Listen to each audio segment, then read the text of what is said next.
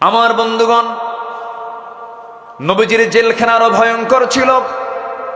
আমরা জেল খেটেছি, সেখানে খাবার ছিল, সেখানে লাইট ছিল, সেখানে নামাজের ব্যবস্থাও ছিল, সেখানে ছাদ ছিল। কিন্তু আমার নবীজির এমন একটা জেল ছিল, কোনো ছাদ নাই। আমার নবীজির জেলখানা তো ভয়ঙ্কর ছিল, কোনো খাবার নাই। খোলা আকাশের নিচে বয়কট করে রেখেছে। শিব আবু তালিবে দীর্ঘ 3.5 বছর সময় তাদের কেটেছিল। আমার নবীজির সাহাবীরা খাবার না পায়া পায়খানাগুলো এত কোষ্ঠকাঠিন্য হয়ে এত শক্ত হয়ে গেছে যে পায়খানাগুলো ছাগলের পায়খানার মতো কটকটে হয়ে গেছে। খাবার না পেয়ে বাবলা গাছের কাঁটা যুক্ত ছাল টেনে যখন মুখে নিয়েছেন, কাঁটার সঙ্গে ঠোঁট বেজে গিয়ে ঠোঁট থেকে রক্ত ঝরা শুরু হয়ে গেছে, খাওয়ার হয় নাই। মাঝে মাঝে ওই পাথরের উপরে বছরে 2-1 বার করে বৃষ্টি নাজিল হতো। সেই বৃষ্টির পানিতে পড়া কিছু দুর্বা ঘাস জন্মাতো। সেই ঘাসগুলো চাবায়া চাবায়া সাহাবায়ে কেরাম ক্ষুধা নিবারণ করেছেন। এত কষ্ট স্বীকার করেছেন তারা। 3.5 বছর জেল খেটেছেন। আমার নবীজির কলিজার টুকরা মেয়ে ফাতিমা বিনতে মুহাম্মদ সাল্লাল্লাহু আলাইহি ওয়াসাল্লাম, ফাতিমা রাদিয়াল্লাহু তাআলা আনহা খুব অল্প বয়সে দুনিয়া থেকে বিদায় নিয়েছেন। কেন এত অল্প বয়সে তিনি ইন্তেকাল করলেন? কেন? আমার নবীর ইন্তেকালের মাত্র 6 মাসের মাথায় তিনিও দুনিয়া থেকে বিদায় নিয়েছেন। মূল কারণ ওই যে 3.5 বছর খাবার পান নাই। খাবার না পায়া তাদের পেটের নাড়িভুড়িগুলো সব শুকিয়ে গেছে। কঠিন রোগে তারা আক্রান্ত হয়ে পড়েছেন।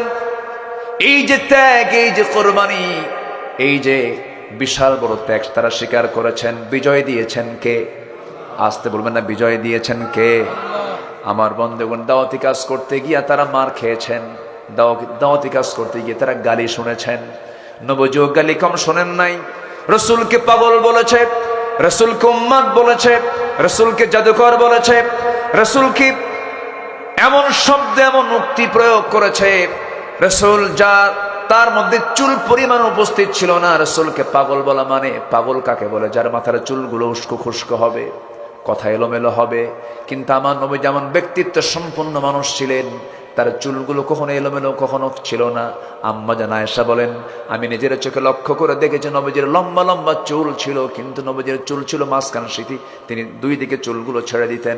চুল পরিমাণ আমরা তার চুলকেও এলোমেলো পাই নাই। জোরে কোন সুবহানাল্লাহ। আমার নবী যত পরিমাণ আতর লাগাতেন, আতর হাতের তালুতে নিতেন, প্রচুর পরিমাণ তিনি আতর লাগাতেন। 2টা জিনিস হাদিয়া নিয়ে যখন নবীজির কাছে আসতো, রাসূল মানা করতেন না। আতর দিলে আতর নিয়ে নিতেন, বালিশ দিলে বালিশটা নিয়ে নিতেন। এটার ক্ষেত্রে তার কোনো না ছিল না। আমার নবীজি যে রাস্তা দিয়ে যেতেন, সে রাস্তা গোটাটাই সুগন্ধে ভরপুর হয়ে যেত।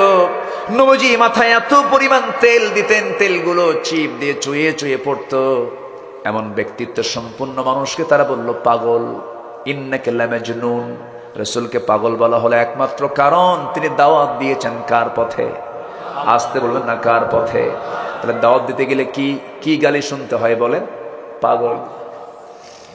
বিগত 16 বছর আমাদেরকে বলেছে জঙ্গি, আমাদেরকে বলেছে সন্ত্রাসী, নাশকতা সৃষ্টিকারী। এরকম করে বহু তোকমা আমাদের বিরুদ্ধে লাগানোর চেষ্টা করেছে। জনগণ তা গিলে নাই।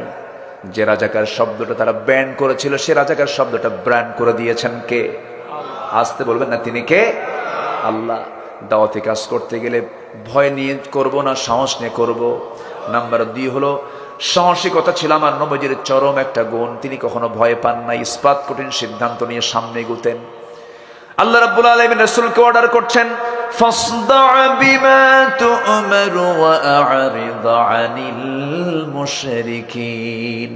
সূরা হিজর 94 নম্বর আয়াত। হে রাসূল, আপনি প্রকাশ্যে শোনায়া দেন, কাউকে পরোয়া করবেন না। আল্লাহু আকবার বলেন। কাউকে পরোয়া করবেন না এবং দোয়া করেন। যারা পারেন সঙ্গে আমার সঙ্গে ঠোঁট মিলিয়ে বলুন, রব্বানা আফরিগ আলাইনা সাবরাও ওয়া সাব্বিত আকদামানা ফানসুরনা আলাল কওমিল কাফিরিন। জোরে বলুন আল্লাহু আকবার। নাম্বার 3 হলো ধৈর্য ধারণ করা। ধৈর্যের পিরামিড ছিলেন তিনি। কি পরিমাণ ধৈর্য তার মধ্যে ছিল! আমার নবীজি সারাটা জীবন মক্কায় থাকলেন, নবুয়তের 13 বছর পার হলো, নবীর বিরুদ্ধে ফরমান জারি হলো, যেখানে পাও হত্যা করে ফেলো। আমার নবীজি একটু হতাশ হলেন না, একটু নিরাশ হলেন না। যখন আল্লাহর পক্ষ থেকেও যখন চূড়ান্ত অর্ডার হয়ে গেল, ঘর থেকে বের হচ্ছেন, সম্পূর্ণ একাকী ঘর থেকে বের হচ্ছেন, সাইয়েদনা আলীকে ডাক দিয়ে বলছেন, আলী রে, আমার ঘরে থাকো, আমার বিছানায় থাকো, কাগজ কলম হাতে নাও। সকাল হওয়ার সঙ্গে সঙ্গে যখন আমার কাছে জমা করে থাকা কিছু সম্পদ যারা রেখে গেছে, এই সম্পদগুলো তাদের হাতে আমার পক্ষ থেকে সব দিয়ে দিবা। আমার নবীজি সাইয়েদনা আলীকে রেখে রাতের আধারে, কি পরিমাণ ধৈর্য আল্লাহ পাক তাকে দান করেছেন, রাতের আধারে নিজের ঘর থেকে তিনি বের হয়ে যাচ্ছেন, আর কাবার দিকে বারবার ফিরে ফিরে তাকান, মিসফালা দিয়ে যান, আর বারবার তাকায় তাকায় চোখের পানি ফেলে ফেলে কেঁদে বলছেন, কাবারে, জীবনের 53টা বসন্ত তোর সঙ্গে কাটায় দিলাম, কিন্তু তোর প্রতিবেশী আবু জাহেল, উতবা, শাইবা, মুগীরা তারা আমাকে থাকতে দিল না, চলে যাচ্ছে, আল্লাহর নির্দেশ হয়েছে। মক্কা ছাড়লেন, হিজরত করে চললেন কোথায়? আসতে বলবেন না কোথায়, আরো জোরে বলেন কোথায়? মদিনায় চলে গেলেন। আমার নবীজি, আল্লাহ রাব্বুল আলামিন তাকে বলছেন, ফাসবির কামা সাবারা উলুল আজমি মিনার রুসুল ওয়ালা তাস্তাজিল লাহুম। আপনি তাড়াহুড়ো করার দরকার নাই, আপনি সবর ধরুন, ধৈর্য ধরুন, বিজয়টা আমি আল্লাহ আপনাকে দিয়ে দেব। আমার বন্ধুগণ, দাওয়াতি কাজ করতে গেলেও ধৈর্যের দরকার আছে না নাই? দাওয়াতি কাজ করতে গেলেও সাহসের দরকার আছে না নাই? কাজ চালিয়ে যেতে হবে। 2014 সালে এই বৃহত্তর পাবনা 2 বাজারে মাহফিল করতে গেলাম, নবীজির সিরাত নিয়ে আলোচনা করছি, নবীজির আদর্শ নিয়ে আলোচনা করছিলাম। এরকম করে মাহফিলে হঠাৎ করে বাম পাশ থেকে একটা গুলির আওয়াজ শোনা গেল, একদম ডাইরেক্ট আমাকে লক্ষ্য করে গুলি করেছে, হামলা করেছে। কেন? ওদের জ্বালা হচ্ছে একটাই, যে এখানে কোনো আদর্শ চলবে না, এখানে চলবে হলো ওদের ধ্বজাধরী নেতার আদর্শ। ওদের ধ্বজাধরী নেতা আছে না নাই?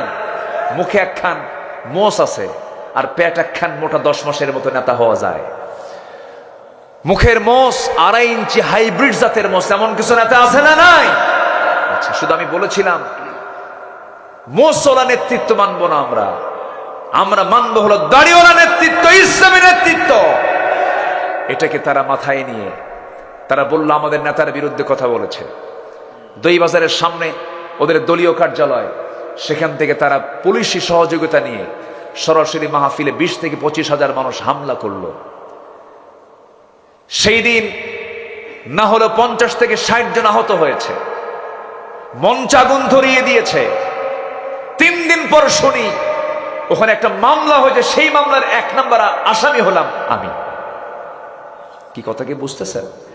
কথা কি বোঝা যায়? সম্মানিত ভাইয়েরা, সম্মানিত বন্ধুগণ, হকের দাওয়াত দিতে গেলে এমন পরিস্থিতি মোকাবেলা করতে হবে, এটাও শিখিয়ে দিয়েছেন মুহাম্মদ সাল্লাল্লাহু।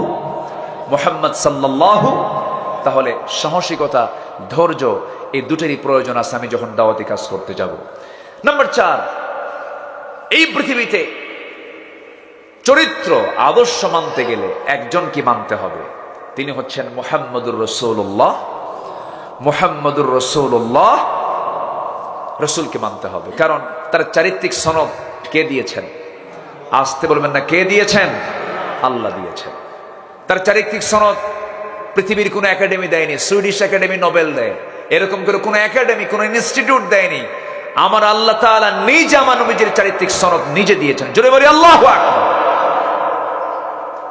আল্লাহ রাব্বুল আলামিন বলেন, নুন ওয়াল কলমি ওয়া মা ইয়াসতুরুন মা আনতা বিনি'মাতি রাব্বিকা বিমাজনুন ওয়া ইন্না লাকা লাআজরান গায়রা মামনুন ওয়া ইন্নাকা লাআলা খুলুকিন আযীম। জোরে বলুন আল্লাহু আকবার।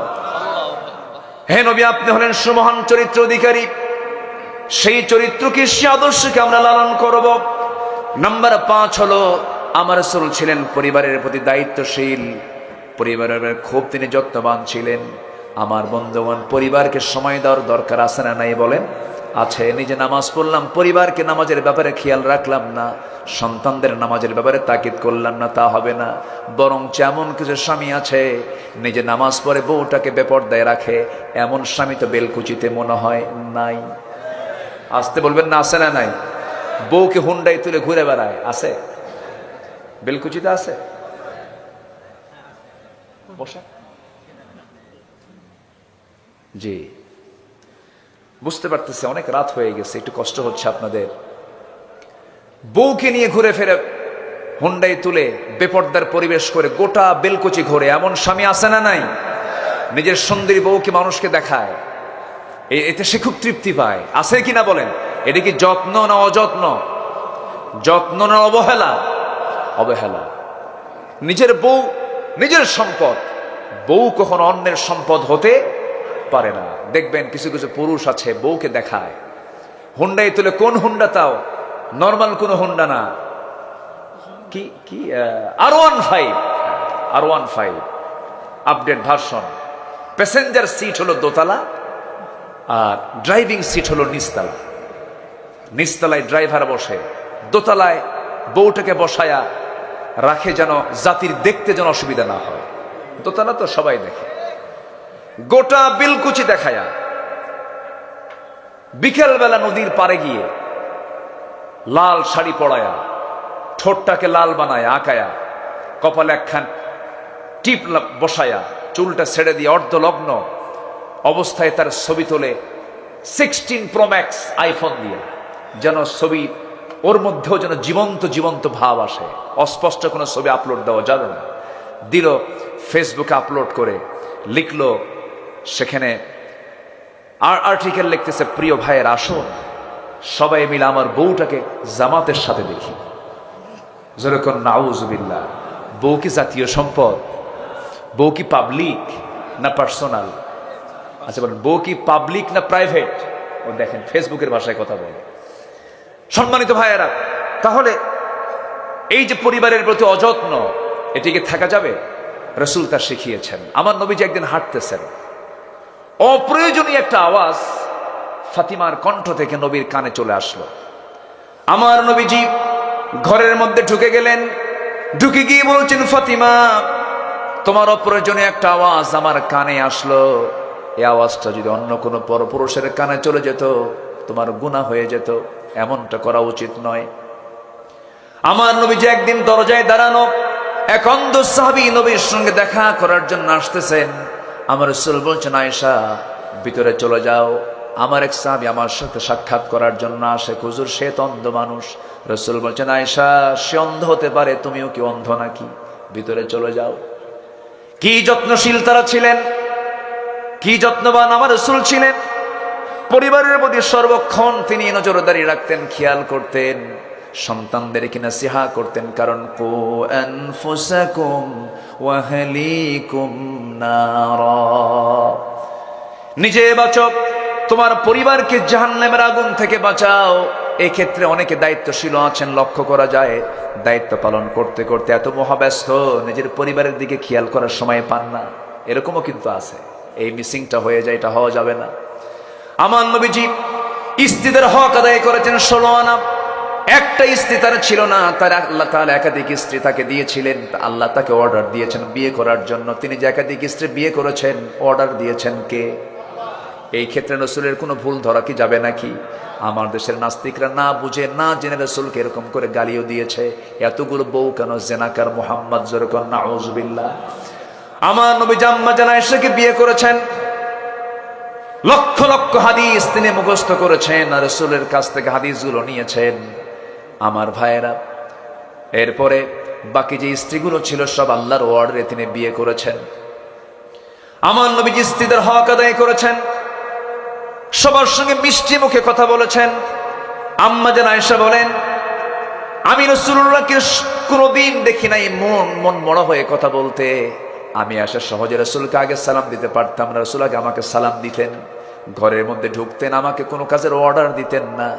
আমার নবীজি নিজের জুতা নিজে হাতে নিতেন, নিজের কাপড় নিজে ধুয়ে দিতেন, নিজের সেলাই নিজে করতেন, নিজের ঘর নিজে ঝাড়ু দিতেন। আমার রাসূল কোনো কারো খেদমতকে তিনি পছন্দ করতেন না, নিজের কাজ নিজেই সম্পন্ন করতেন। আমার বন্ধুগণ, আম্মা জান আয়েশা এমনকি বলেছেন, আমার যখন শরীরটা খারাপ লাগতো আমার হাত পা পর্যন্ত টিপে দিয়েছেন মুহাম্মদ সাল্লাল্লাহু আলাইহি ওয়াসাল্লাম। আমি গ্লাস ভরে আমার নবীর সামনে দুধ ভর্তি গ্লাস নিয়ে চলে যেতাম, হুজুর আপনি দুধটা পান করুন। রাসূল মুস্কি হাসি মেরে বলতেন, আয়েশা তুমি আগে পান করো, তুমি আগে খাও। আমি সারা জীবন চেষ্টা করেছি রাসূলকে কখনো আগে খাওয়াতে পারি নাই। আমার নবীজি, আম্মা জান আয়েশা বলেন, মাঝে মাঝে আমি গোশত নিয়ে, উটের গোশত, ছাগলের গোশত নিয়ে যখন নবীর কাছে যেতাম, আমার নবীজি বলতেন, আয়েশা তুমি আগে খাওয়া শুরু করো। আমি গোশত খেতাম, হাড়গুলো চুষে চুষে রাখতাম। আমার নবীজি আমার মুখ থেকে রেখে দেওয়া হাড়টা যে দিক দিয়ে চোষণ মারতাম, নবীজি সেই দিক দিয়ে চোষণ মারতেন। কি যত্ন পরিবারের নিয়েছেন তিনি, কি হক তিনি আদায় করেছেন। অনেক রাত হয়েছে দাওয়াতি কাজ করে যখন ঘরের মধ্যে ঢুকতেন, আম্মা জান আয়েশা বলেন আমাকে ডাক দিতেন না, আস্তে আস্তে করে দরজা খুলতেন।